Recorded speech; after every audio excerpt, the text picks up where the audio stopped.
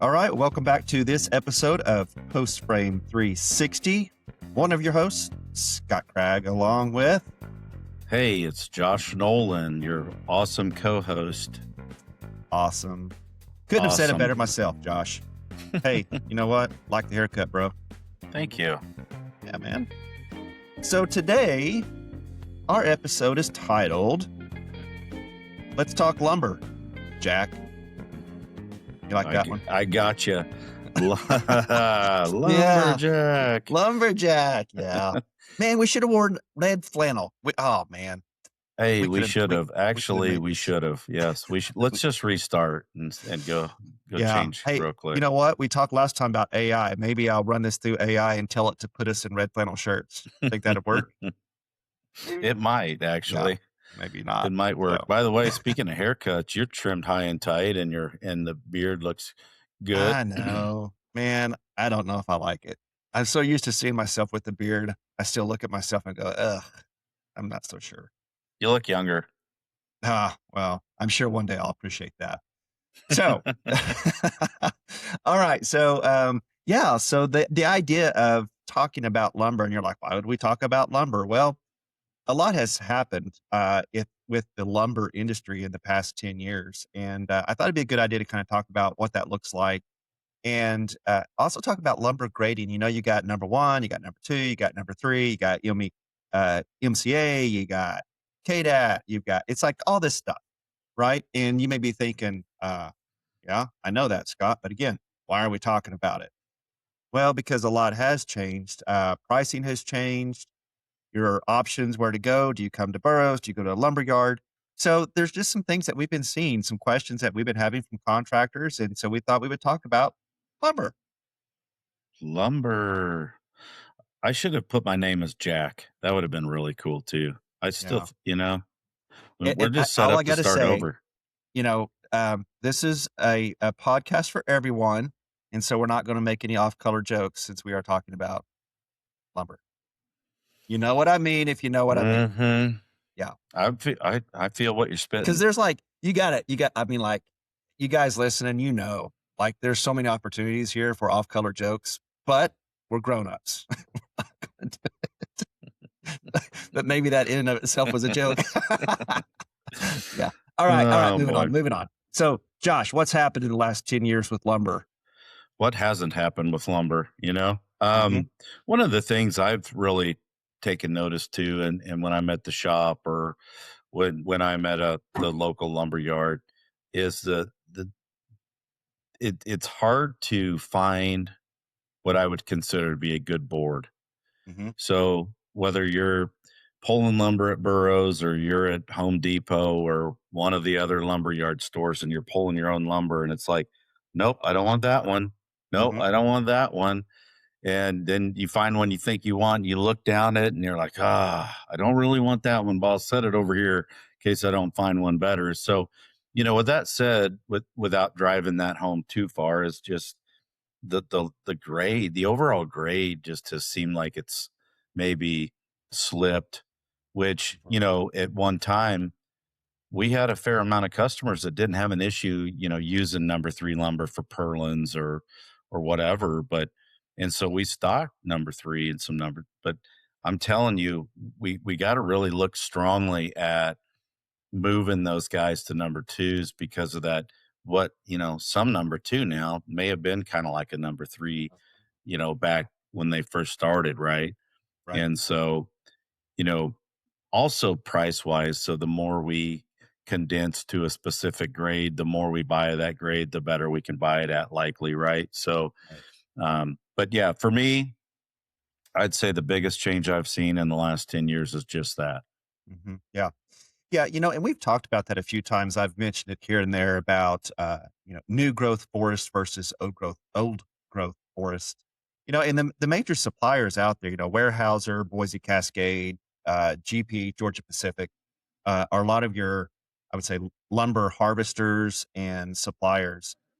And just with the demand, like if you look back over the past 10, 15, 20 years, construction has been in such high demand. And what that's created is an environment where, growers, for one, or these harvesters like GP and Weyerhaeuser they'll go in, and I think about, like, if you drive down to southeastern Oklahoma, down around Broken Bow, you'll see entire hillsides that have been completely logged, right? And you're like, "Wow." I mean, doesn't take long to decimate and clear cut a forest. But you bring in science, right? And so a lot of these companies, like the 3 I just mentioned, GP, Weyerhaeuser, and Boise Cascade, they partnered up with local colleges and they go back in and they plant new trees.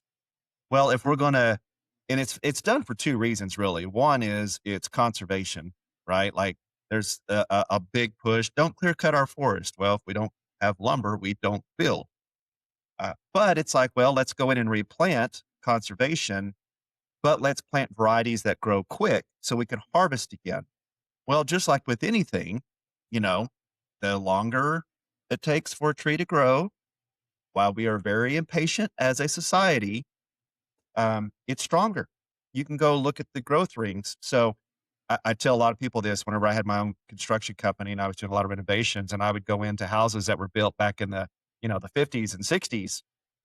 Man, you take a two by four out of a wall, and first of all, the color, right? It was like this orange color, and Mm. that smell, just like, well, even to this day, it's kind of like drywall, insulation, and yellow pine, right? But you cut that board in half, and man, those growth rings were just tight, and that board had weight to it, right? Um, you go and get a 2 by 4 today, and you're lucky if you can find 4 growth rings in a 2 by 4, and it's soft, and it's light, and it's full of knots, right? So, I tell you all that, you may be like, "Okay, you're boring me, Scott, snooze fest," but you need to Josh, wake up. Man, dude, come on now. But to think about that is to go, "Okay, so what's the point?" Well, the point is softer lumber, quicker cut, and with that, you know, knots, splits. And Josh said it, you can go out in our lumber yard and maybe as I chase a couple of rabbits here, you may think, man, I've got lumber from Burroughs and man, I get some bad boards. Couple of things to think about that. Josh alluded to it. Grading. So back in the day, not too long ago, number threes were your cheapest lumber, right? And so if you're a cost conscious builder and you want to do number threes to try to keep your price as low as you can, well, number 3 was probably 5 years ago, and number 3 looked like our number 2s right now. A number 2, if you're wanting number 2, um, doesn't look a whole lot different than a number 3 because of just the way that lumber quality has changed. But from a pricing standpoint, when you look at the cost of going from a number 3 to a number 2 to a number 1, the price really hasn't changed that much. Scott, to your point, we were looking just yesterday, I think it was, we were looking at a 2 by 8 by 20. And Mhm. the difference in price between a number two and a number three was like $1, a Just dollar. dollar and change, right? Maybe Yep. a dollar and a quarter. And I'm thinking a 20-foot long 2 by 8, a dollar and a quarter. Like I truly believe a core of our clients that are looking at that difference would not have an issue with saying, yeah, let's go with the number two. Cause you know what? Your name is on the end of that building. It Mhm. doesn't say Burroughs on the end of it. It Right. says your business name. Yeah, that's right. So And keep if you that don't in know mind. and I think a lot of people, when you think about, grade 3 or number 3 versus number 2, I think a lot of you out there, because I was one of these, whenever I think number 3, it's more of a visual, like how many knots are in it. Ah, no, it's may got some waves to it, but I'm okay with that. No, that's not the way it works. From a grading a number 3, it basically just has to have one good edge on it. Okay? Think about that. So you're out there building and you're trying to put up purlins or you're trying to use it for girts or whatever. And you're like, man, this board's flopping around. It's got like, the edges are all gone. Well, according to grade 3, it's only got to have one good one. To your point, Scott, too, I think I saw this in our trust plant last time we were there. I was there. Is we actually have a display Mm. board that shows the acceptability for the Yep. different grades of lumber. so that our pullers and our people building trusses have another look at, does this board really belong here or not? Mhm, mhm, yeah, And that is pretty eye opening. And maybe we could pull up that image and share it right yeah, here. yeah. I think I have a picture of it I can send to you and you can just frame it right here for a second, You just know so what they I'm can gonna do, see the Josh? difference. You know what I'm What gonna do? I'm gonna what? actually get a picture, and I'm Uh-huh. gonna put it between our 2 heads, and Okay. that So way I you can shouldn't see lean? what. Yeah, it would just fit in with us as blockheads, Yeah, right? exactly. Yeah. See, I'm trying to make clean jokes here. That was Um, super clean. you Good like job. that? Um, but something else about this was, and you alluded to it, is if you're not out there picking your own lumber, which here again, we are not a lumber yard. Okay. You don't want to come out here and pick your own lumber. You expect to pull up and have it waiting for you when you get here. Thus, full package, full service supplier. But here's what I need you to understand. We order in a bundle. So if it's a 2x4, there's 208 boards to a bundle of 2x4s. If it's a bundle of 2x6s, it's 128. If it's 2x8s, there's 96. Now, I don't want you guys to be super impressed and think I memorized that. I didn't. It's written here on my computer. I saw you glance down. I Yeah, I thought, know, right? he's prepared. This guy, look at him. He's prepared for this podcast. I You tried. know, to your point, in a lot of our, especially the fairly larger structures, uh, you, an order may have a bundle quantity. So Mhm. we're going to fork a bundle that has never Yes. even been Yeah. opened and And put it that's the on the point. truck. And we don't know what's in the middle of We don't that know what's bundle. in it. Yeah. And So even if if you we order don't do number it. three, it's we're at Right, the and even mercy if of we what the don't mill do a put in full there. bundle, yeah, and if we don't do a full bundle, and that was the point that you made it, and just to further clarify, that's where I was headed, is if you say, "Okay, I need 102 boards, 2 by 4s, number 3s." Well, they're gonna go in with the forks, right?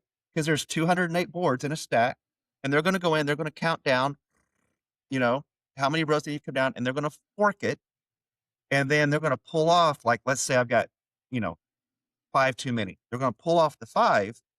And then they're gonna take that over, they're gonna take it over to the staging area, they're gonna rebind it, band it with the quantity that you have. They don't go through there and pull off 1 board, 2 boards, 3 boards. 1, we would never. It would take us days to fill packages if we did that, okay? And so I think that's one of the points of this podcast is helping you as our listeners, as our contractors, understand because you don't. We can't expect you to understand the processes out there. Now, I'm gonna tell you this. I would invite any of you, before you go, "All right, yeah, I'll shoot me some bad lu." I'm not making fun of you guys. It's just the way I talk when I do this, right? Helps character. "I don't get good lumber. The burros don't take time to take care of me." That's not it at all. It's the way the production runs, right? So there's a production side of what we do here that even before I even worked here, right? I'm driving down the highway between here and Tahlequah going, "Oh, it's," I had no clue what goes on here. So I extend that as an invitation. Um, tell us if you get frustrated. Okay. Tell us, "I don't like the lumber y'all send." Okay, great. That's fine. Give us the opportunity to one, address your concern, and number two, explain what goes on. Because then when you realize, oh, you guys don't take each board off the pile and check it for me? No, we can't. We take it as a bundle. And here's the thing, we buy number three. Number three, it doesn't look great. If you're ordering number three because you've made a decision with your company to be the lowest price builder out there, that's your decision. Okay. I'm not saying right or wrong. That's just the decision you've chosen to go with your company. And if keeping your price low means you're using number three, well, you got to know what you're getting. But I think what Josh and I would encourage you to do is even if you want to be one of the lowest cost builders out there, you should probably really reassess using number two. It's better lumber. You're going to be able to work with it much easier, so your efficiency on the job site goes up. I dare say it's probably a wash. Let me ask our listeners a question. If you are a number three user and you're like, oh, I can't afford to go to number two, but you're marking your material up 15%. Mhm. Mhm. What if I said you could probably go to number two and mark it up 14%, put a better quality product in your building up and for your client, right? And still make more on that package than we made, number one. Mhm. Not gonna get into specifics, but guys, I mean, let's be real here, okay? Yep. The second thing is if you're not using smart build, our quoting tool, to quote your buildings up front, that's another way you could combat this a little bit instead of just throwing a number at a building, or using a method in which your pricing may not be up to date with the current pricing in the Mhm. market, Mhm. right? And then you're trying to make that up on the back end by buying a lesser quality product so that you can make the margin that you want to make on material. You see what I'm is all this making sense? It's like Yeah, it there is. are things you can do. Right, and how much time do you or your crew spend on the job site sorting through number 3s trying to find the right board because the other ones are crap, right? So if you order number 2, and here's the thing, Josh, we were talking about 2 by 8s, right? It was a dollar more to go from a number 3 to a number 2, dollar more. So let's say for giggles, I've got 100 2 by 4s, okay? And I'm gonna go from number 3 to number 2. And let's just say it's a dollar more to go per board. So if I use 100 boards, it's gonna cost me $100 extra to go to number 2s, okay? I'm using this as I'm not saying, "Hey, all of our boards are just a dollar more." It's not what I'm saying. Don't misunderstand what I'm saying. I'm trying to give you an example here. But let's say it's $100 more to go to number 2 for my 2 by 4s. How much time do you spend on a job site sorting through number 3s to find the right boards, and how many do you cull on site? Is it worth $100? What if you're a contractor that uses a subcontractor? Do you actually know how much time your subcontractor crews spend doing what Scott just said? Because if you don't, there's an opportunity to increase efficiency in the field. We all know it's not hard to sell buildings if you don't have a backlog. So, what if we have, I mean, it's all in the mindset, right? You want to have Right. a positive mindset and, about the lumber switch. You can, I mean, Scott and I could probably do this all day. Well, what about this? Well, what about that? We could spin it a million ways, but bottom line is you probably should consider number two, Yep. over number three. Now, some people might say your number, like we said, the same thing applies. Today's number two, is you might say, well, is it good enough? It might be like Mhm. the old number three. So you might need to go to a number one to get, the best Yeah. the best quality option out there, Yeah. especially It if you're talking wall girts where you're screwing Mhm. your metal to.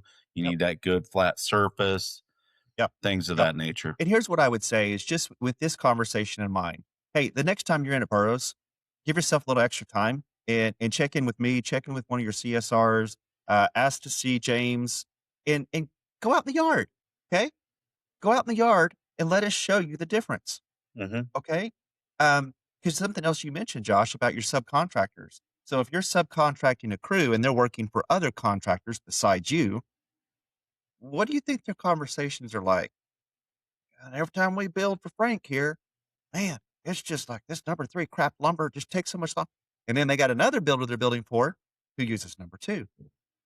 Now, maybe I'm way off. Maybe the crew doesn't give a rat's rear end whether it's number 3 or number 2. They're just you know, making it by the foot, right? But I think it's worth considering. And I would think in this conversation, none of this has really been about us trying to get you to buy more so we can profit more. I think we're just talking about quality, aesthetics, mhm. and appearance to the end use to the customer, the ones you're selling your building to. So I'd want to clarify that because yeah, you and I could nitpick this apart all day long. Um, that's not the point, but the point is to give you some additional insight about lumber grading, some additional insight into how we pick your lumber here to load it for your job, and just what are your expectations? Right? Mhm. What should you expect and what do you wanna offer your customer? Now, Josh, let's talk real quick about CCA, MCA, and KDAT as it relates to treated lumber, because this also goes into the conversation as well, right? Like you've got number three, treated lumber. You've got treated posts. My goodness, we talked about, nail lambs and 6x6s and 5x5s. And I'm going to shut up here so you can get a word in No. edgewise. But I've got my own personal experience last weekend regarding 6x6 posts. But I'm gonna let you jump in here, and then I'll tell you about my story.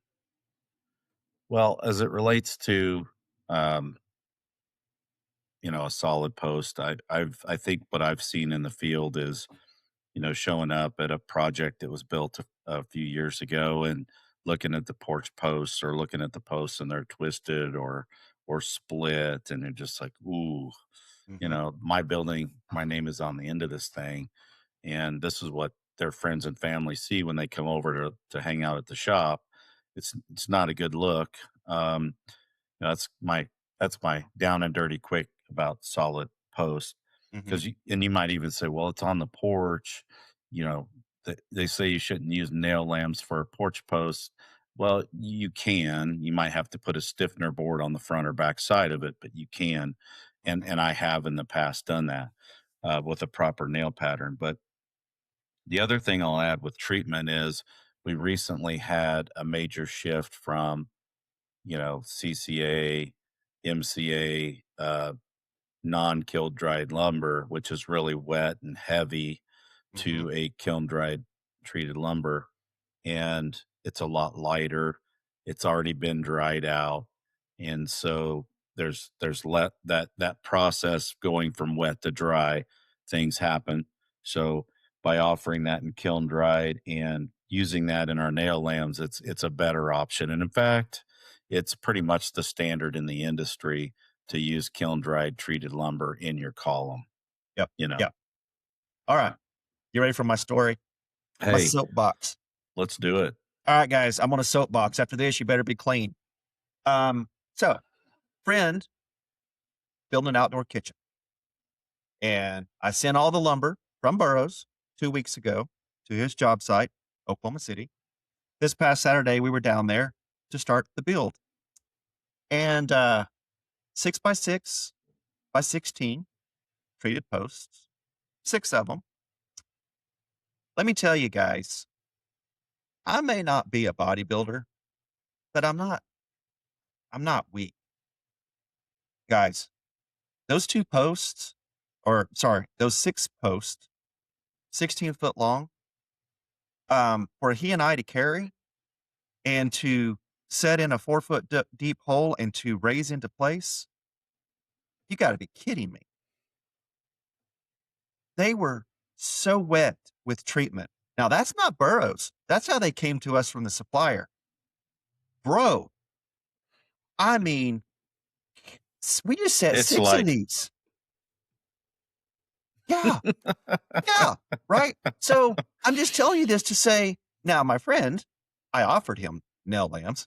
That's what I would have done. "Hey, you should do nail lamps. They're a lot lighter, they're a lot straighter, and" but hey, he was like, "Look, I don't wanna see the lines because we're gonna leave this exposed." "Alright, I get it, I get it."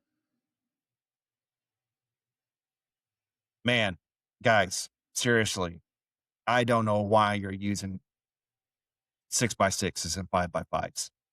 Okay. Now, if it is like my friend, hey, the column's going to be exposed. I don't want to see the three 2x6s. Okay, great. I get that. But what are you doing to your crews? Now you may say, well, Scott, you're an idiot. We got a telehandler. We got a skid steer. We don't put those up by hand. All right. Well, you're better than me. I don't have that. But I'm just going to say, man, if your crews don't have some type of equipment to raise these posts and you're expecting them to do it by hand, good freaking grief, man. Like, how much more efficient would it have been? Because I probably could have carried a 3-ply nail lamb KDAT, 16-foot long. There's a pretty good possibility I could have carried that by myself. Yeah, you could have. There I was guarantee no you could way I have. was gonna carry a 6 by 6 16 treated. No way this side of God's green earth. So, I tell you that as a soapbox just to say, think about efficiency.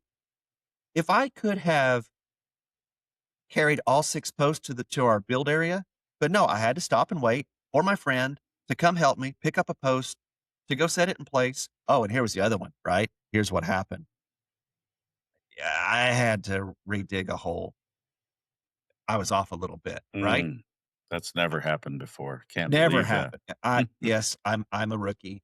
Do you know how hard it is to lift a 6 by 6 by 16 out of a 4-foot deep hole? I'll bet some of our listeners have some tips and tricks on that. I figured it out, but I'm just saying, like, I'm really trying to drive this home. I've probably been a little dramatic, and we're at 25 minutes, but that's part of this podcast, right, guys? In our humor, in our discussion, hopefully what you walk away with is just some, well, those guys are idiots. I do it better. Good. Good for you. You're thinking about that, right? You may be going, well, I don't know what you're talking about. I do this and this and this. That's your competitive distinction. Drill down on that. Oh, yeah, I never thought about that. Yeah. I wonder if my crew struggles like that. Good question. I will add to this conversation here before we close out because I know it's important to some of our listeners that because of various reasons, and rightfully so, there are some could be some price objection, or Mhm. this is why I go this route. The I've ran some testing on pricing, and on a very small building, yeah, it's a little more to go nail land. But on the bigger buildings, 30 by 36, 30 by 40, 40 by 60, that the price, the overall price on the whole package actually goes down a shade Yes. if they use nail lamps. Now, that is a premium column, Hmm. premium manufactured column.